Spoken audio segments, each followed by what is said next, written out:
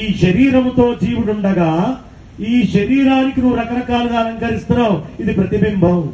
ఇది ఒక్కసారి పక్కకి పోతే నువ్వు కట్టిన బట్ట, నువ్వు వేసుకున్న నగలు, నువ్వు తిరిగిన కార్లు, నువ్వు తీసుకున్న భవంతులు అన్నీ కూడా వృధా కదయ్యా.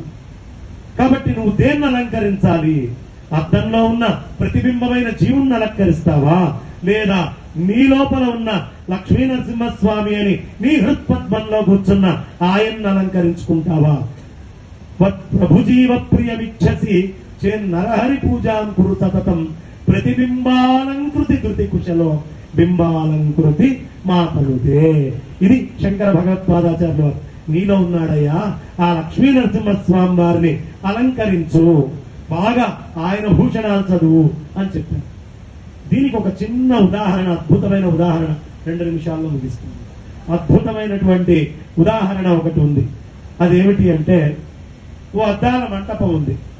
అద్దాల మంటపం తెలుసుగా, గుళ్ళల్లో అద్భుతంగా పాతకాలంలో ఉండేది. ఈ అద్దాల మంటపంలోకి చక్కగా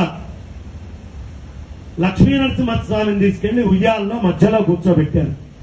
ఎటు చూసినా లక్ష్మీ నరసింహస్వామి అద్దాలలో కనిపిస్తున్నారు, ఇన్ఫినిట్ ఇమేజెస్. పాపం ఒక అమాయకమైనటువంటి తల్లి అద్దాల మంటపంలోకి వెళ్ళింది. ఈ బొమ్మ మధ్యలో ఉంది, ఆ అద్దాలలో అన్ని లక్ష్మీ నరసింహస్వాములే కనిపిస్తున్నారు. ఒక్కొక్క లక్ష్మీ నరసింహస్వామికి అద్దంలో ఉన్నాయని అలంకరించడం మొదలుపెట్టింది. ఎప్పటికైనా ఆమె అలంకారం చేయడం పూర్తవుతుందా? దుర్లభం. ఎన్ని పెట్టినా ఇంకోటి మిగిలే ఉంటుంది. కానీ కాస్త తెలివితేటలతో ఈ ఉయ్యాలలో ఉన్నటువంటి మూలమైన లక్ష్మీ నరసింహస్వామికి అంత గంధం బొట్టు పెట్టారనుకోండమ్మా, ఆ అన్నిటిలో అదే కనిపిస్తుంది కదా. నీ హృదయము లోపల ఉన్నటువంటి ఒక్క లక్ష్మీ నరసింహస్వామిని నువ్వు ఎరిగితే ఈ సృష్టిలో కనిపించేటటువంటి సమస్తము లక్ష్మీ నరసింహస్వామిగా అలంకరించబడుతుందయ్యా. నీ హృదయాన్ని అలంకరించుకో.